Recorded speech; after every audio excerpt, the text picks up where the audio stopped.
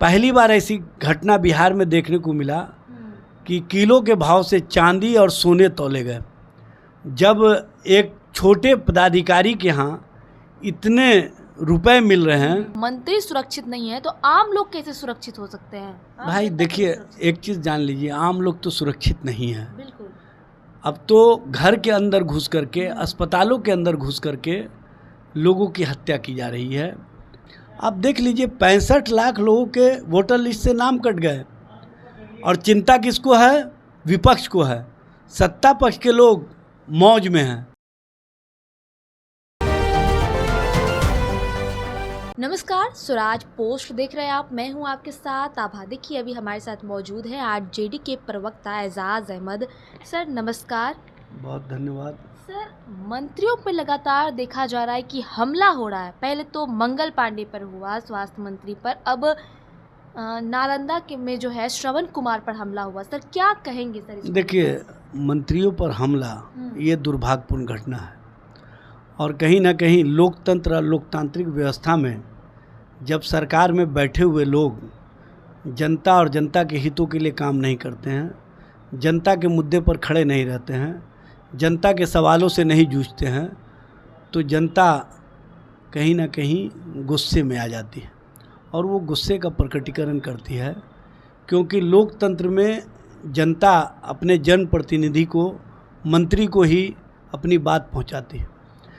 क्योंकि बिहार में इस तरह का सिस्टम भ्रष्ट हो गया है और भ्रष्टाचार को इस तरह से सदाचार और शिष्टाचार का रूप दे दिया गया है कि अब समझ ही में लोगों को नहीं आता है कि किससे करूं शिकायत, कौन मेरी सुनेगा शिकायत।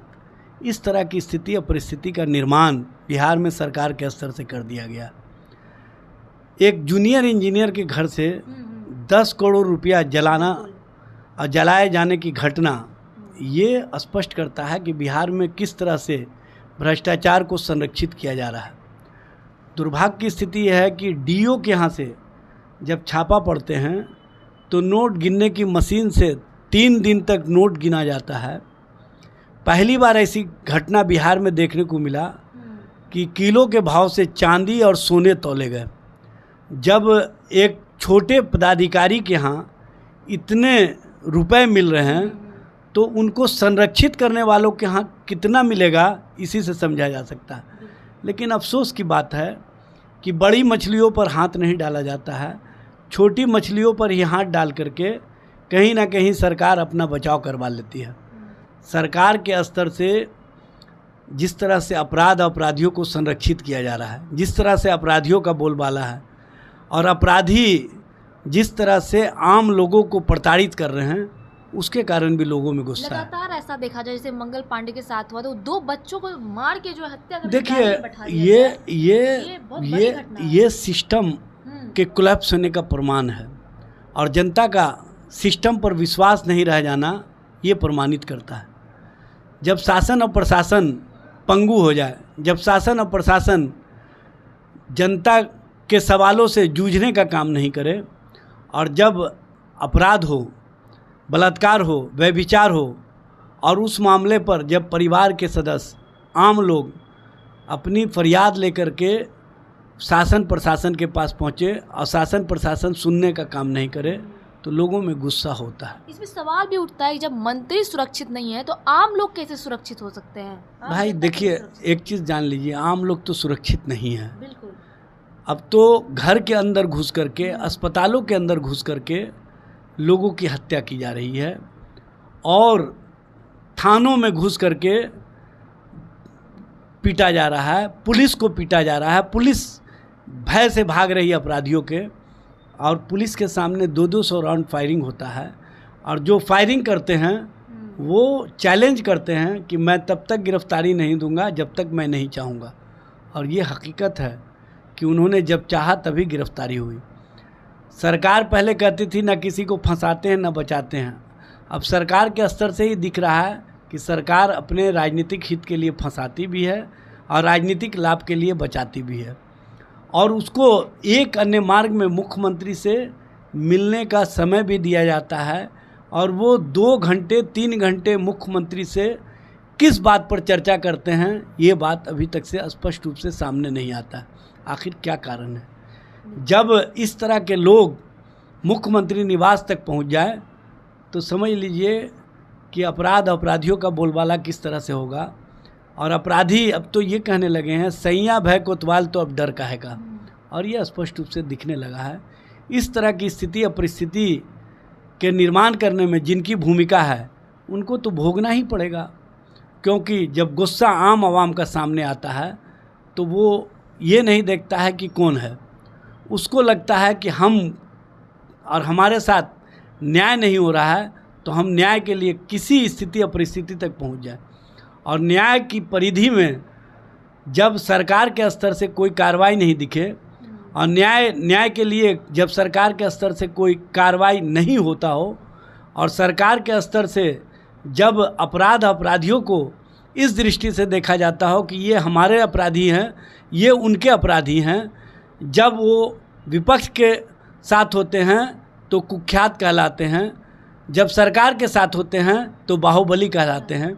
जब ये फ़र्क सरकार के स्तर से कहीं ना कहीं लोगों के बीच जाता हो तो इससे लोगों में गुस्सा आना स्वाभाविक है, और उसी तरह के गुस्से के कारण मंत्रियों को भाजन बनना पड़ रहा है। ये लोकतंत्र के लिए ठीक नहीं है और ये लोकतंत्र के लिए दुर्भाग्यपूर्ण स्थिति है। हम ऐसी घटना को कहीं से भी उचित नहीं ठहरा सकते हैं, लेकिन ऐसी घटनाओं को कहीं ना कहीं जो हो रहा है उसमें सरकार में बैठे हुए लोगों की भूमिका के कारण हो रहा है, ये भी स्पष्ट रूप से दिख रहा है। बिल्कुल, अगर हम इन सब से हटकर बात कर ले तो अभी वोटर अधिकार का आज 11वां दिन है और बहुत जोरों शोरों से चल रही है। सुबह दरभंगा में था, वहीं अभी कहीं और मुजफ्फरपुर में होने वाला है। देखा जा रहा है कि बहुत सारी तस्वीरें राहुल गांधी, तेजस्वी यादव, प्रियंका गांधी के साथ निकल कर आ रही है, वहीं अब बुलेट पर जो सवार होकर आ रहा है, और भी कई तरह की जो तस्वीरें, क्या कहेंगे इसको लेकर?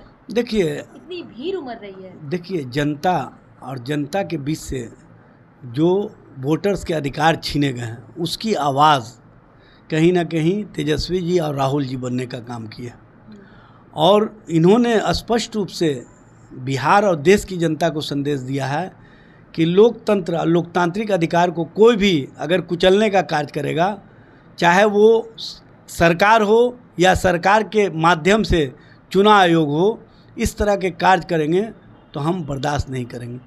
आप देख लीजिए, 65 लाख लोगों के वोटर लिस्ट से नाम कट गए, और चिंता किसको है? विपक्ष को है। सत्ता पक्ष के लोग मौज में हैं।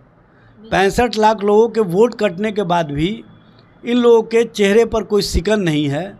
इससे स्पष्ट होता है ना कि कहीं ना कहीं चिन्हित करके ऐसे लोगों के वोटर लिस्ट से नाम काटे गए हैं जो सत्ता पक्ष के अनुसार हुए हैं। आखिर क्या कारण है कि जनता दल यू, भारतीय जनता पार्टी और एनडीए के किसी भी दलों के द्वारा इस संबंध में एक भी आपत्तियां दर्ज नहीं कराई गई है, जबकि इसमें वोटर लिस्ट से जो नाम कटे हैं वो शोषित, वंचित, पिछड़ा, अति पिछड़ा, दलित, आदिवासी वर्ग के लोगों के। और जो ये नैरेटिव सेट करते हैं भारतीय जनता पार्टी के लोग, और अब तो चुनाव आयोग के माध्यम से भी नैरेटिव सेट करना चाहते हैं घुसपैठिए का नाम से।